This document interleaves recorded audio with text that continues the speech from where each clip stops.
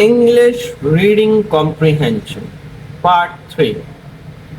दोस्तों, बहुत कम टाइम है उन लोगों के पास जो लोग रील्स, यूट्यूब शॉर्ट्स और वीडियोस देख देख कर अपना टाइम ज़ाया कर देते हैं, और बहुत ज़्यादा टाइम है उन लोगों के पास जो बड़ी शिद्दत से अपने मुकाम को, अपने जो टारगेट है उसे अचीव करने की कोशिश करते हैं।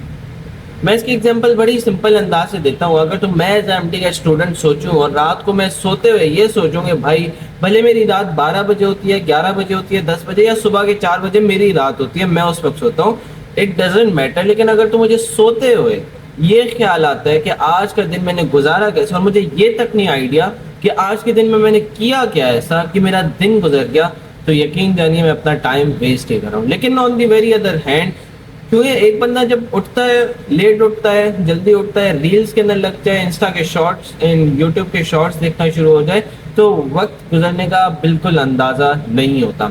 यही काम अगर तुम लोग एमसीक्यूज करने में और कुछ रीड करने में, कोई ऐसी वीडियोस देखने में जैसे कि मैं बनाता हूँ, तो उसके अंदर आपका प्रोडक्टिव टाइम गुजर सकता है। आपकी ब्रेक भी हो जाएगी, आपको एक इंटरेक्शन भी मिल जाएगा किताबों से हट कर, और आपका एक अच्छा सा काम भी हो जाएगा, आपकी एमडी कैट की प्रैक्टिस भी हो जाएगी। मैं अक्सर कहता हूँ कि आप जो फ्री टाइम है उसके अंदर लॉजिकल रीजनिंग किया करो, उसके अंदर इंग्लिश की वीडियोस चला लिया करो, उसके अंदर आप एमसी, इतनी बेतहाशा चैनल्स हैं यार यूट्यूब के ऊपर जो बायोलॉजी के, फिजिक्स के, केमिस्ट्री के, लॉजिकल के, इंग्लिश के ये एमसीक्यू सॉल्व करा रहे होते हैं। तो आप क्या करो, आप एमसीक्यू सॉल्व करना शुरू कर दो फ्री टाइम के अंदर, वीडियो की वीडियो, और टाइम का टाइम बच जाएगा आपका। रात को जब सोते हुए आपको ये लगे कि हाँ आज मैंने बायो का ये कर लिया, एमसीक्यू इतने प्रैक्टिस कर लिया, तो यकीन जानिए आपने अपना टाइम सही तरीके से यूटिलाइज किया है। चलो ज्यादा टाइम वेस्ट नहीं करते और शुरू करते हैं इंग्लिश रीडिंग कॉम्प्रिहेंशन पार्ट 3 को। आज के इस लेक्चर के अंदर हम लोग रीडिंग कॉम्प्रिहेंशन का ये जो टॉपिक 1 है पीएमडीसी के हिसाब से, इसको खत्म करेंगे, यानी कि अब हम लोग इसको मजीद डिस्कस नहीं करेंगे। ओके, यानी आज की बात।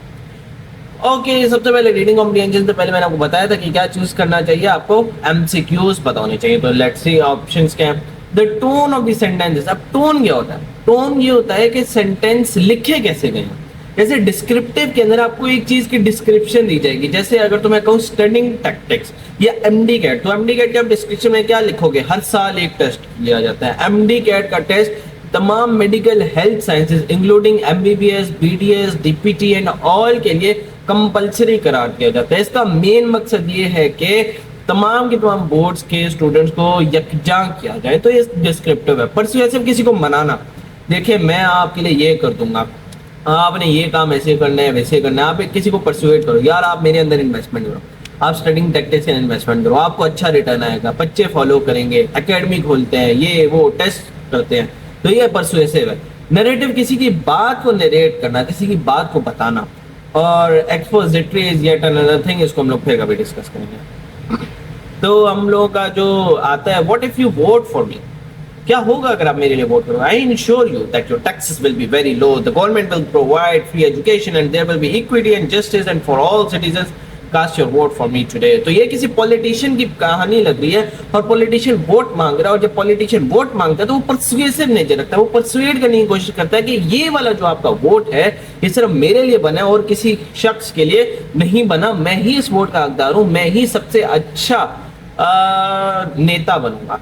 तो इसके अंदर परसुएसिव नेचर फॉलो की गई। नेक्स्ट, अगेन एमसीक्यू करने से पहले मैं क्या करूंगा, ऑप्शन की तरफ चला जाऊंगा।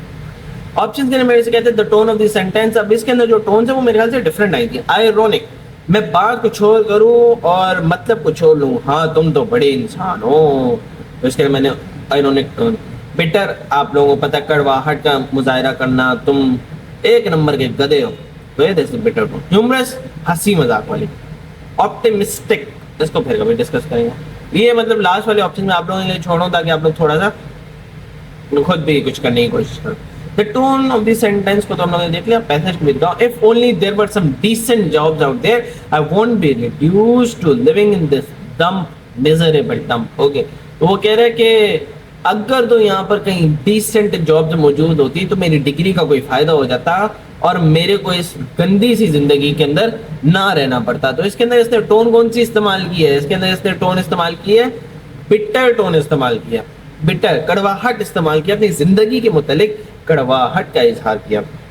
Okay, let's move on. Ironic के अंदर तो उल्टी बात है। नेक्स्ट आपके पास पैसेज से पहले हम लोग जाएंगे एमसीक्यूज की तरफ।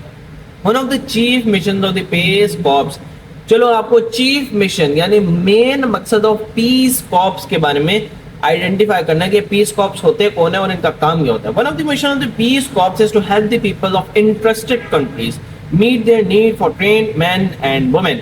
तो ये कह रहे एक मिशन जो पीस कॉर्प्स का है वो ट्रेंड लोगों का प्रोवाइड करना है उन कंट्रीज को जो इंटरेस्टेड होते हैं, जो लो इनकम कंट्रीज होते हैं, जो इतने डेवलप नहीं हुए होते अभी, उनको एक पीस कॉर्प के प्रोवाइड करना, right. People who work for the Peace Corps do so because they want to. People जो पीस कॉर्प्स के लिए वर्क करते हैं, जो इस ऑर्गेनाइजेशन के लिए वर्क करते हैं, वो चाहते हैं काम करना, तभी वो काम करते हैं, okay. But to keep the agency dynamic with fresh ideas, लेकिन एजेंसीज को फ्रेश आइडियाज के साथ रखने के लिए स्टाफ मेंबर्स को 5 साल से ज्यादा की जॉब करना अलाउड नहीं है, क्योंकि 5 साल के बाद बंदा पुराना हो जाता है, उसके अंदर न्यू आइडियाज, इनोवेटिव आइडियाज नहीं आते। तो हम लोग इनोवेटिव आइडियाज के लिए 5 साल की लिमिट रख चुके हैं अपनी जॉब्स के अंदर। तो अब देखते हैं कहना क्या चाह रहा है। अरे भाई पीछे चला जा, तो बहुत जल्दी है। तो कह रहे हैं with the help of corrected combination of the given system। तो बेस्ट पीस कॉर्प्स का जो मिशन है उसके बारे में आप मुझे जरा बताइए। Helping the war stricken people of a country. तो वॉर स्ट्रिकन पीपल के बारे में बात नहीं की गई, लो इनकम कंट्रीज जिनके पास ट्रेंड पीपल नहीं है उनकी बात की है। वॉर स्ट्रिकन से हमारा कोई ताल्लुक नहीं है, तो आप लोग भी नहीं बनाएंगे। Providing the trend human resource taken from the country.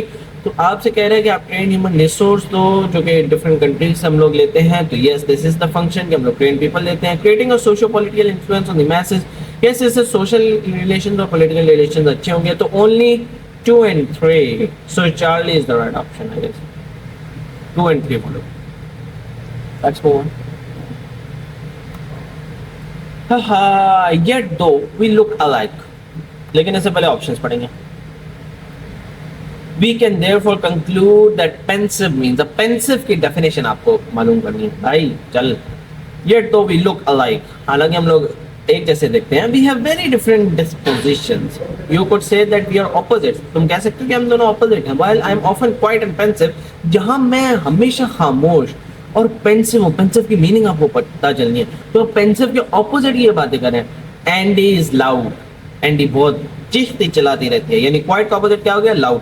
अब and doesn't seem to stop think about anything, और वो ऐसी नहीं है। डजंट सीम टू, वो ऐसी नहीं है stop to think about anything, कि वो किसी चीज के बारे में थिंक करती रहे और उसके बारे में स्टॉप ही ना हो। तो हमें ये पता चला कि पेंसिव का मतलब होता है ओवर थिंकर, जो ज्यादा थिंकिंग करे। तो नेक्स्ट हमारे पास आ जाता है deep in thought is the right answer. इसने कोई इंटेलिजेंट वाइज का ऑपोजिट नहीं बताया। कंसिडरेट ऑफ अदर्स और क्वारलसम यानी लड़ाकू। कंसिडरेट ऑफ अदर्स दूसरों के बारे में फीलिंग्स रखने वाला। इंटेलिजेंट जो कि बहुत होशियार हो, इस तरह की कोई बात हमें मिली नहीं। Deep in thought is the right answer. Next हमारे पास आता है द लवली एरगेट is in danger of extinction because clothing manufacturers use their long beautiful tail feathers to make ladies hats. तो जो एरगेट जैसा जानदार है वो बड़ा डेंजर में है, वो एक्सटिंक्ट होने वाला है। क्यों भाई? क्योंकि लोग जो मैन्युफैक्चरर्स हैं उसके परों को काट काट के लेडीज की ब्यूटीफुल ब्यूटीफुल हैट्स बना लेते हैं और उस ब्यूटीफुल ब्यूटीफुल फेदर को खराब कर देते हैं। क्या करे, दुनिया है ही जालिम, जालिम दुनिया है। व्हाट इज एन एयरगेट? भाई एयरगेट फेदर किसका होता है? चाइल्ड का होता है? नहीं भाई, आपके बच्चों का होगा, हमारे बच्चों का तो नहीं है। A species of a tiger, tiger किधर से आया? A type of bird, yes that's the right answer. A human civilization भाई, खुदा को करो। तो a type of bird is the right answer. This was the end of our today's lecture. आज के लेक्चर के अंदर हम लोगों ने रीडिंग कॉम्प्रिहेंशन को दी एंड का ठप्पा लगा दिया, और आज के बाद हम लोग रीडिंग कॉम्प्रिहेंशन के अलावा दूसरे इंग्लिश के टॉपिक्स को टच किया करेंगे। नेक्स्ट वीडियो तक के लिए अल्लाह हाफिज़। अगर आपको ये वीडियो पसंद आई है तो जरूर लाइक शेयर और सब्सक्राइब कीजिएगा। अगली वीडियो तक के लिए अल्लाह हाफिज़।